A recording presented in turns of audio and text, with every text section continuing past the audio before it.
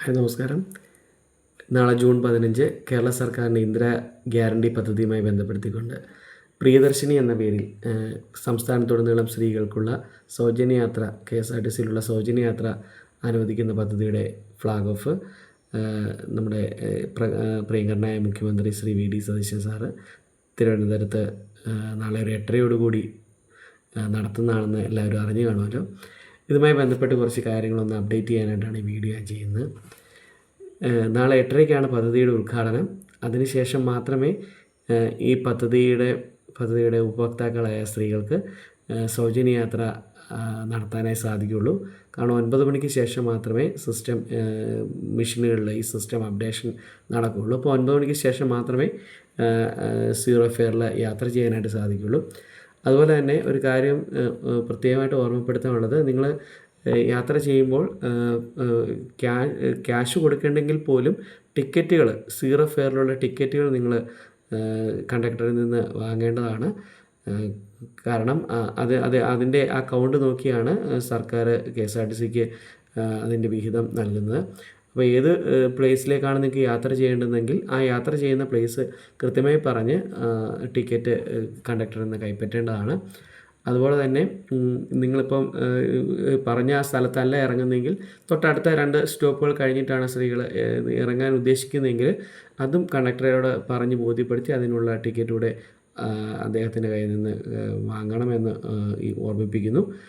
നമുക്ക് ഒരു യാത്ര ചെയ്യുന്നതനുസരിച്ച് നമുക്ക് ആവശ്യത്തിനുള്ള ലഗേജുകൾ നമുക്ക് കൊണ്ടുപോകാം.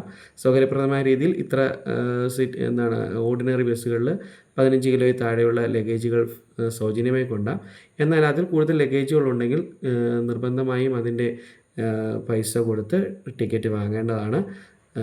15 കിലോ വരെ ആ പരിധിയിൽ നമുക്ക് ലഗേജുകൾ ഫ്രീ ആയി കൊണ്ടുപോകാം. അതിനുശേഷമുള്ള ലഗേജുകൾക്ക് കൃത്യമായ ഫെയർ ഈടാക്കേണ്ടതാണ്. പിന്നീട് കുട്ടികളോടൊപ്പം യാത്ര ചെയ്യുമ്പോൾ അത് LKGയിൽ പഠിക്കുന്ന കുട്ടി മുതൽ വൃദ്ധരായ സ്ത്രീകൾക്ക് വരെ സൗജന്യ യാത്രയാണ്. എന്നാൽ നിങ്ങളുടെ ആൺമക്കളുടെ കൂടെയാണ് യാത്ര ചെയ്യുന്നതെങ്കിൽ അവർ 5 മുതൽ 11 വയസ്സ് വരെയുള്ള കുട്ടികളാണെങ്കിൽ അവർക്ക് തീർച്ചയായിട്ടും ഹാഫ് ടിക്കറ്റ് എടുക്കേണ്ടതാണ്. പുരുഷന്മാരോട് കൂടിയാണ് യാത്ര ചെയ്യുന്നതെങ്കിൽ അവരുടെ ടിക്കറ്റ് നിങ്ങൾ എടുക്കുമ്പോൾ അതിനകത്ത് നിങ്ങളുടെ ടിക്കറ്റ്, അതായത് സ്ത്രീകളുടെ ടിക്കറ്റ് സെപ്പറേറ്റ് നിങ്ങൾ വാങ്ങുകയും പുരുഷന്മാരുടെ സെപ്പറേറ്റ് വാങ്ങുകയും ചെയ്യേണ്ടതാണ്.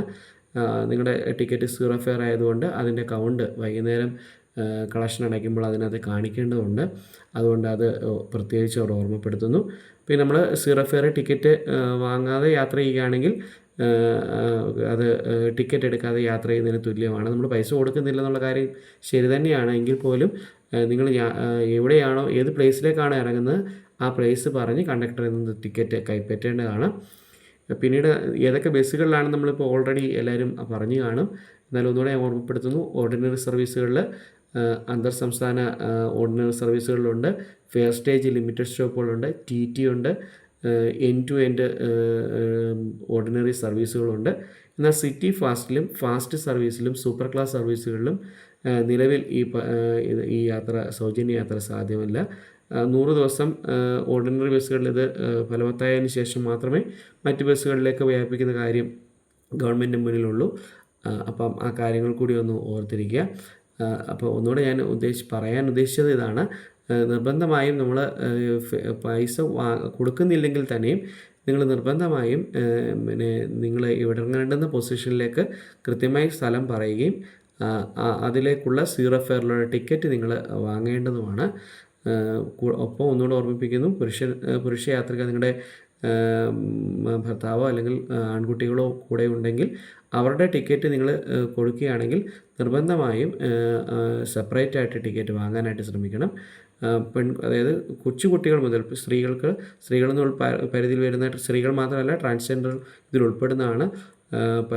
കൊച്ചുകുട്ടികൾ മുതൽ മുതിർന്ന ആൾക്കാർ വരെ ടിക്കറ്റ് സീറോ ഫെയറിൽ നിങ്ങൾക്ക് യാത്ര ചെയ്യാവുന്ന ഒരു സൗകര്യമാണ് മുന്നോട്ട് വരുന്നത്.